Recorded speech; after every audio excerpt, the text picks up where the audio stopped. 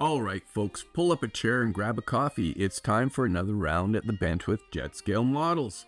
Today we're getting back to work on part 3 of the Dragon 88mm flak gun build. We've got the major assemblies behind us, and now it's all about dialing in the details that make this gun stand tall.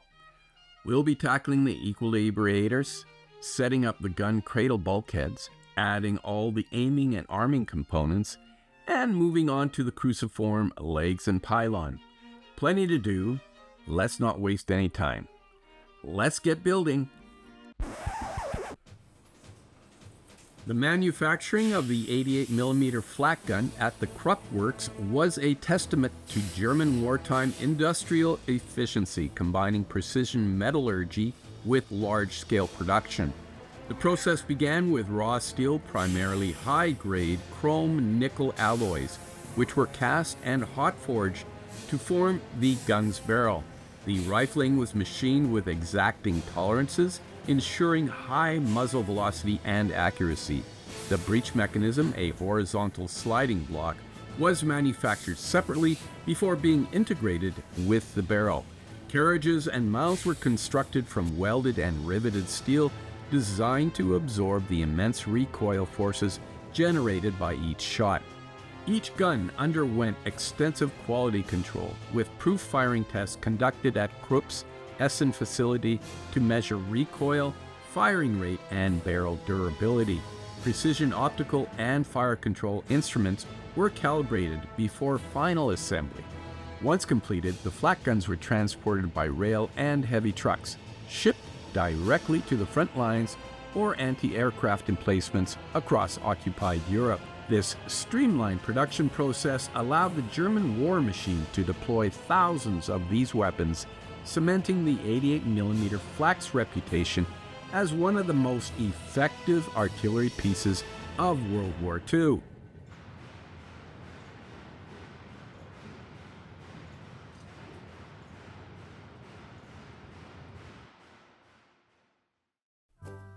Alright, so first up, we're going to take a look at the equilibrators and get them mounted onto the base. Now, these are designed to stay movable, so be careful with your glue. I'll start by sliding the front metal tubing, part ME4, into ME5. Now, I've made the mistake of using too much glue, which caused a bit of a mess. I tried separating ME4 from ME5 with pliers, and well, let's just say things didn't go as planned. I ended up damaging it slightly, but no worries, some CA glue and a bit of sanding took care of it. That's the thing with these small parts. One little miscalculation, and suddenly you're spending extra time fixing things instead of moving forward. But that's just part of the process, and honestly, once you know how to correct mistakes like this, it makes you a better builder. Anyway, after getting that sorted, it was straight to the paint booth. I gave everything a smooth, even coat, making sure to hit all the angles, and then set it aside to dry. With that done, we're ready to move on to the next stage of the build.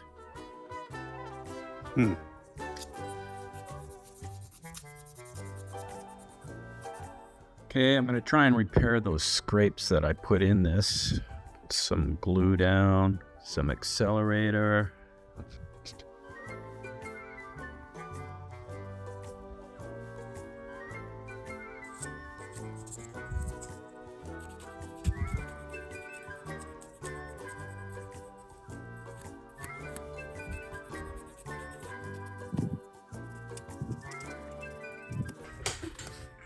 Let's use a stronger sanding thing here.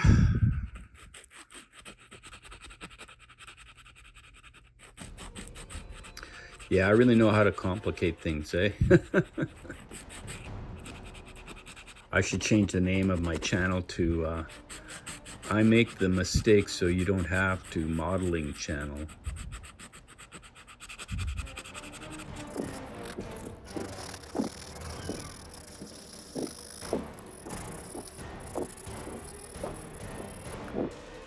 So these are looking a lot better now. I really messed that up. So they're primed out. So I'm going to prime out the other part of that piston setup. And for that, I'm going to put these on some tape and then spray them out. Okay, so those are all primed out. But what I want to do now is glue this part on now.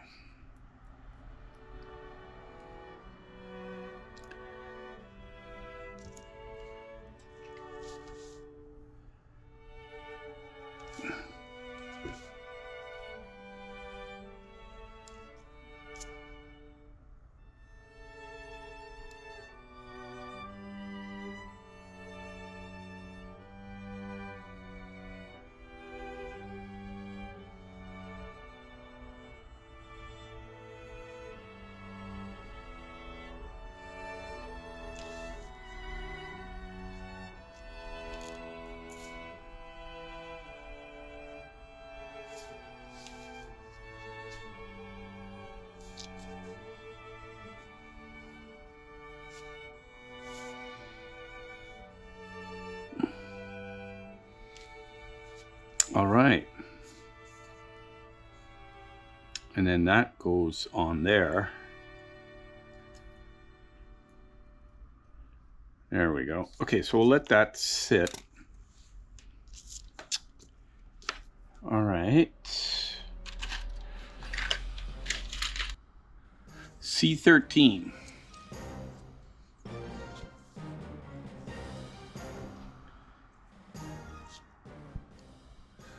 I'll clean up some parts and I'll come right back. Huh, I missed this one.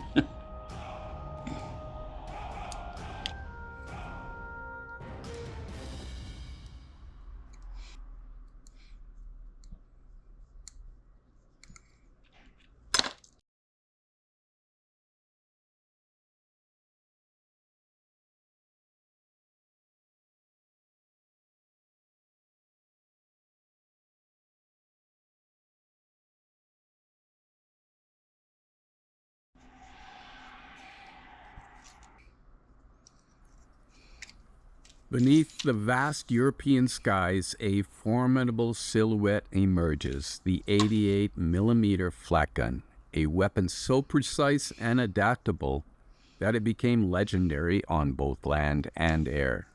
But what made the gun such a marvel of engineering?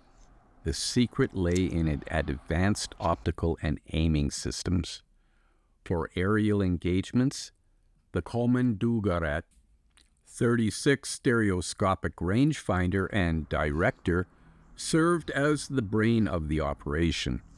Operators peered through the precision optics, tracking the enemy bombers with astonishing accuracy.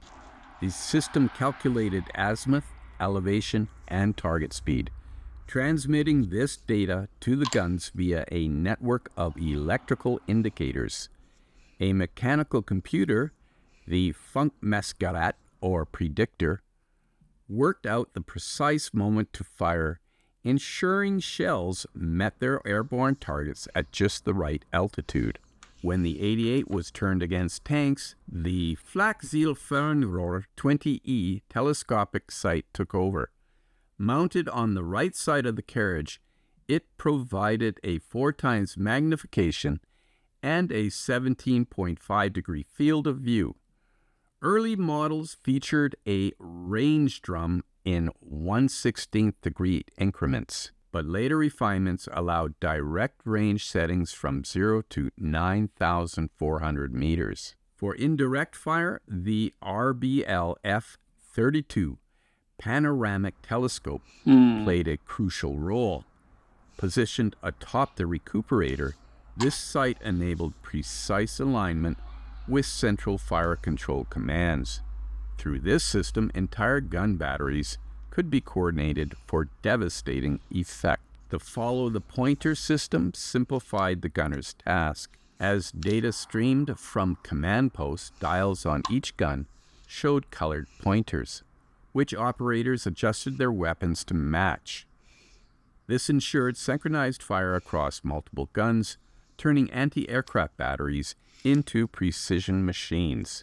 Even on the battlefield, the 88's aiming mechanisms were formidable. With manual traverse and elevation controls, skilled gunners could track and engage moving targets with deadly accuracy. The gun's robust mounting allowed for quick adjustments, ensuring that every shell had the highest chance of hitting its mark. From the icy steppes of Russia to the deserts of North Africa, the 88mm Flak gun left an indelible mark on warfare. A masterpiece of optics, engineering, and precision, its legacy endures as one of the most formidable artillery pieces of the 20th century.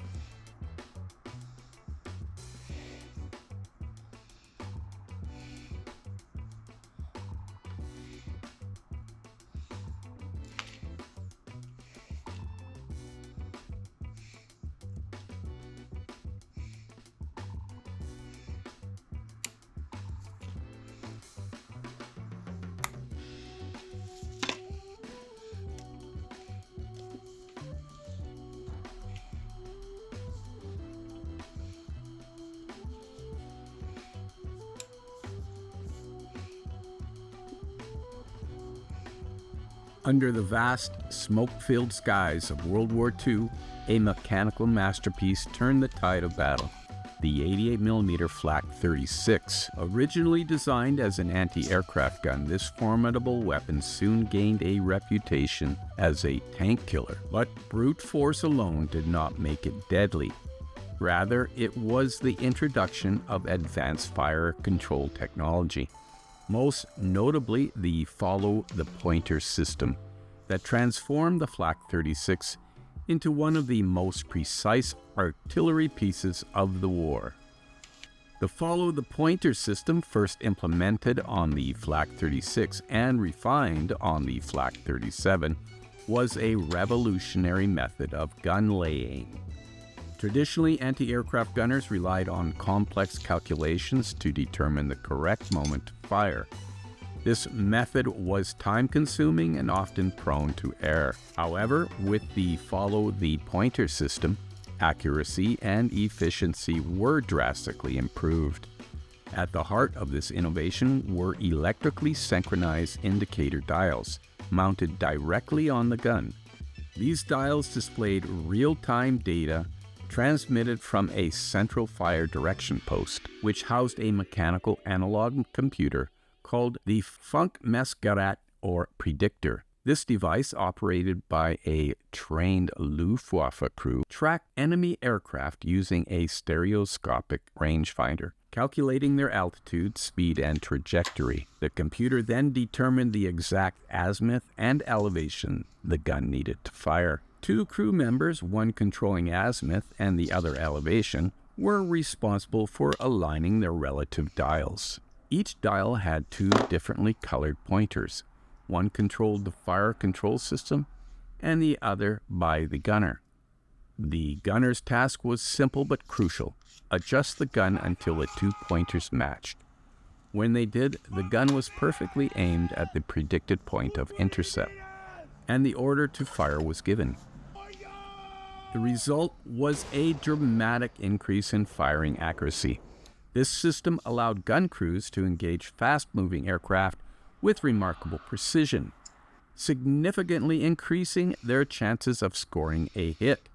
The effectiveness of the Flak 36's fire control was so advanced that it eliminated much of the guesswork associated with anti-aircraft gunnery. Instead of relying on instinct, gunners simply followed the mechanically calculated corrections provided by the fire direction post. Although originally designed for the anti-aircraft role, the Flak 36 retained its effectiveness against ground targets. In this role, the fire control system was used to coordinate batteries of guns against enemy armor. In 1941, entire Luftwaffe Flak battalions were deployed in defensive positions, their guns arranged in a square formation around a command post equipped with range-finding instruments. Each gun was linked via cables to a distribution box, ensuring its synchronized fire. With the follow-the-pointer system, the Flak 36 represented a fusion of engineering and warfare where precision met firepower. Whether tearing through bomber formations at 30,000 feet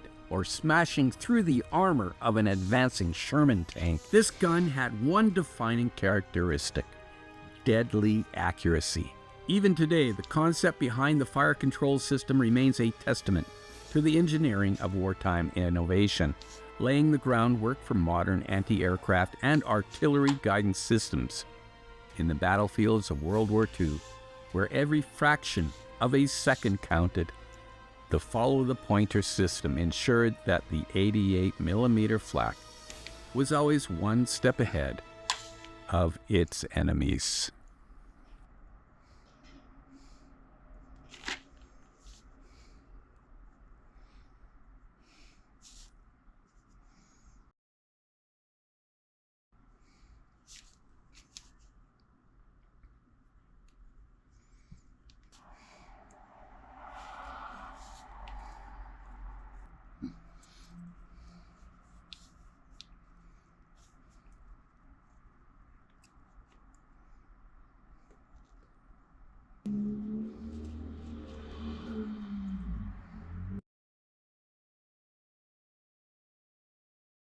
Looking at steps 10, 11, and 12 of the assembly instructions, I can describe the structure of the 88, focusing on the parts where the position stakes go in. Step 10. This step focuses on assembling the frame and support structure. Primary parts involved are labeled E8, E9, A3, A4, and MA2. Step 11. Here additional frame supports A1, D2, and E31 are added. The instructions note that parts E8 and E9 are either loaded onto the trailer, transfer mode, or detached operation mode. Step 12, the side legs D13, D14, MA2, and E7 have two configurations: folded up for transportation, folded down for operation. The stakes slot into specific braces D12, A20, and A21, ensuring secure placement. The position stakes are primarily associated with the side legs and frame supports.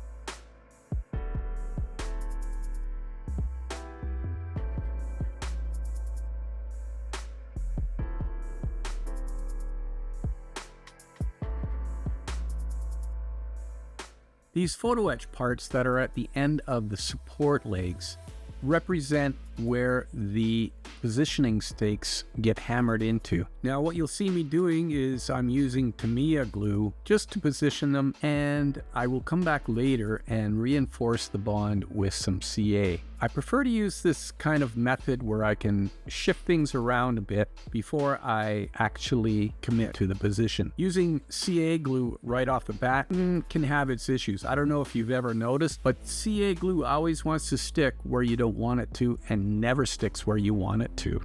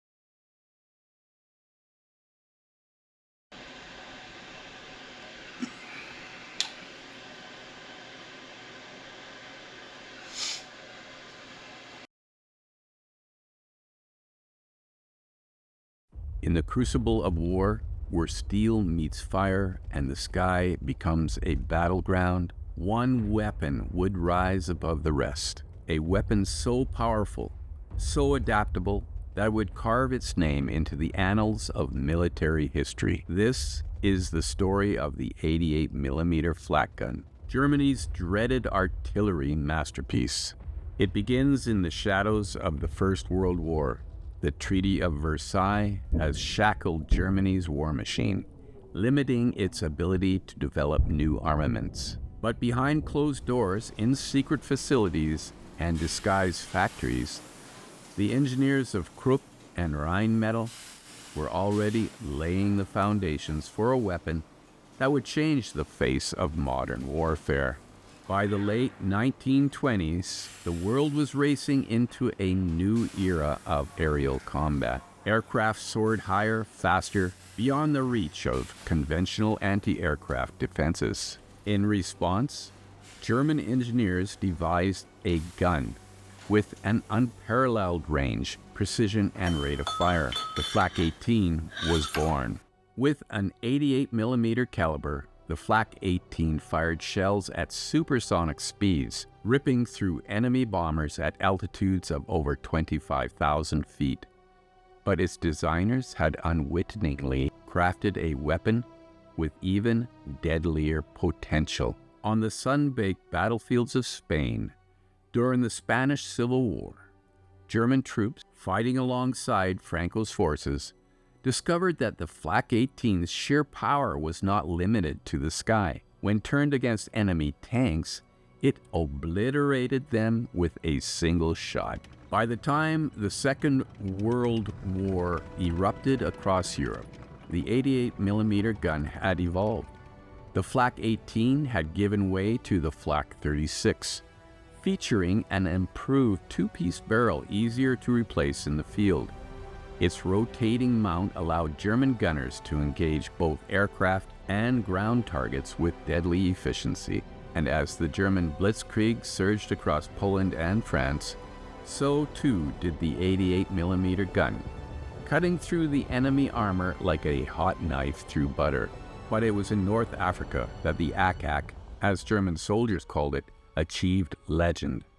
General Erwin Rommel, the Desert Fox, deployed the Flak 36 as an anti-tank weapon, positioning it in ambush formations against advancing British Matildas. With its high-velocity rounds, the 88mm gun shattered British armor at distances that left enemy gunners helpless. One after another, enemy tanks were reduced to smoldering wrecks. Reports from the battlefield spoke of British tank commanders refusing to advance without air support. So feared was the gun's reach. As Hitler's armies rolled into the vast frozen expanse of the Soviet Union, the Flak 36 found itself facing a new and terrifying adversary, the Soviet T-34. Standard German anti-tank weapons proved useless against the T-34's sloped armor, but the 88mm, it punched right through it like it was paper. Once more, the gun was adapted, this time as the main armament of the fearsome Tiger I tank, giving German armor a devastating edge in battle.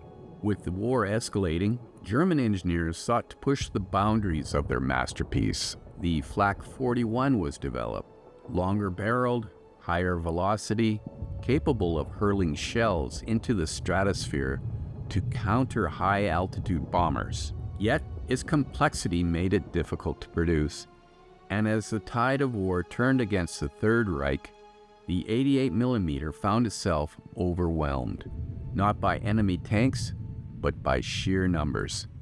No single weapon, no matter how powerful, could hold back the avalanche of Allied forces closing in from all sides.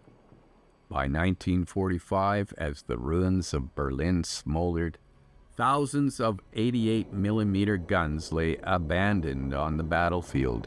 Their barrels still aimed skyward in defiance, but their legacy was far from over.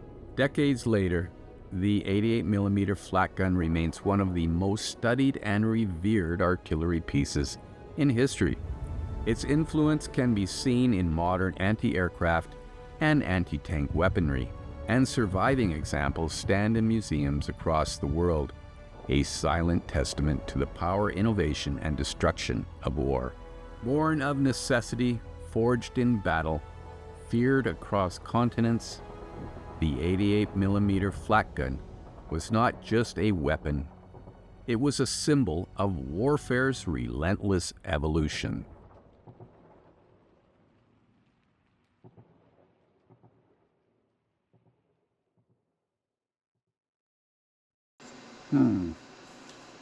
Going on there.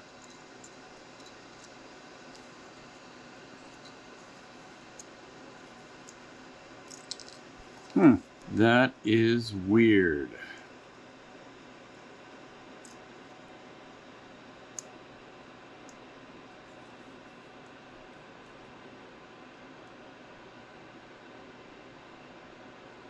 I don't get it.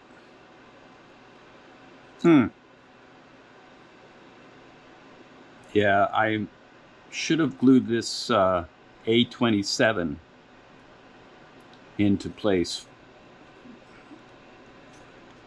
but I've managed to get it in place.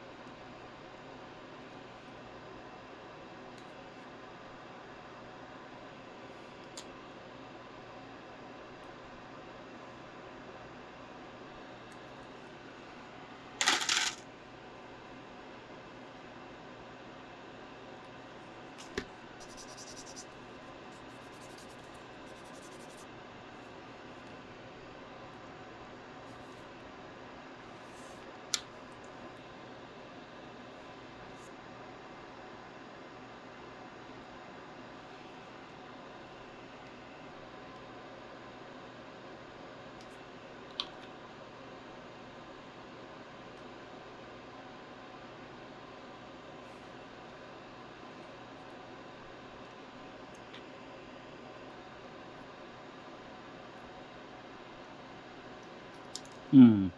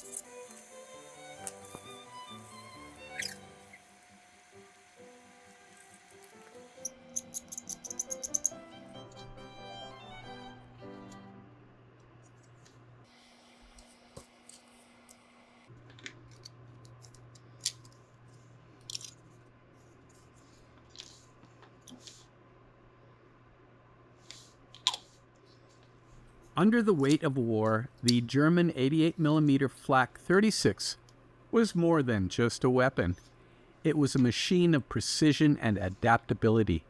Designed for both stationary and mobile deployment, this gun required an advanced transport system to keep pace with the ever-shifting front lines. Enter Sonderhanger 202, or SDAH 201, a specialized split-trail transport carriage engineered to move the Flak 36 across battlefields with remarkable efficiency. Unlike its predecessor, the Flak 36 could be swiftly prepared for action thanks to its modular transportation design. The gun sat atop two separate wheeled bogies, one attached to the front, the other to the rear, allowing it to be securely towed by half-tracked prime movers like the SD KFZ-7. These rubber-tired transport bogies absorb the shocks of rough terrain, ensuring the gun remains stable even at high speeds. Each wheel assembly featured reinforced steel rims and a deep treaded rubber surface,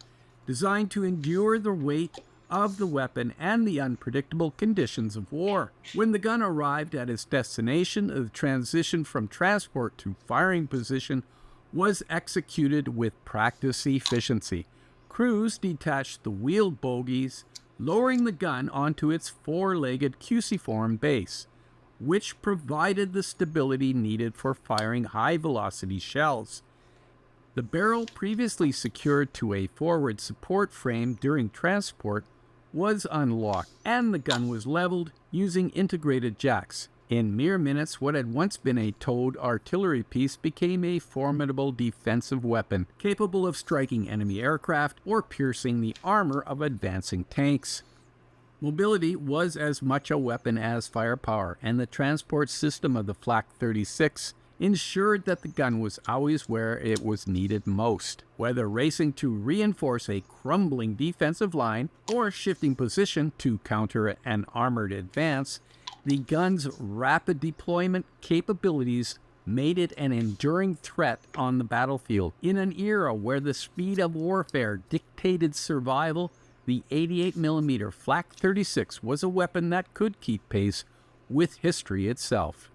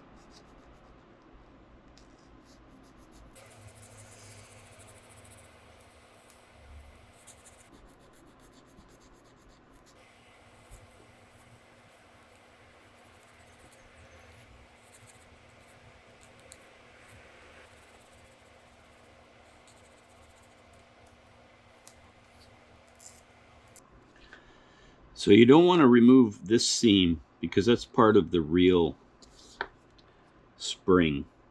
It had a seam like that. But the rest of this you can clean up.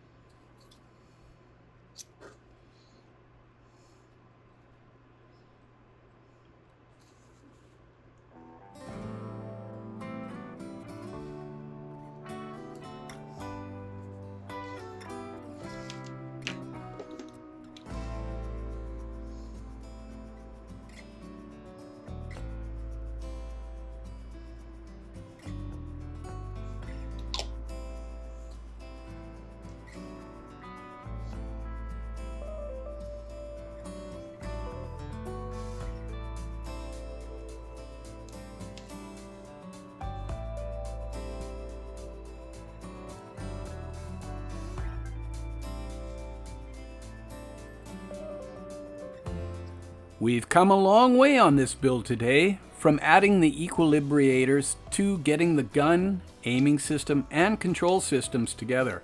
Each step has brought the Flak 36 closer to its final form. The gun is now mounted, the outriggers are built up, and the pylon and its supporting parts are in place.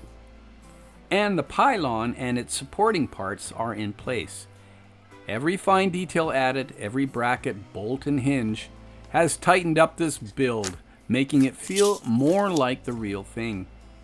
We've also made solid progress on the transport system, getting the wheels assembled, the fenders secured, and everything lined up for the next phase. At this point in the build, I'm going to take a break and we'll pick it up from here in the next one.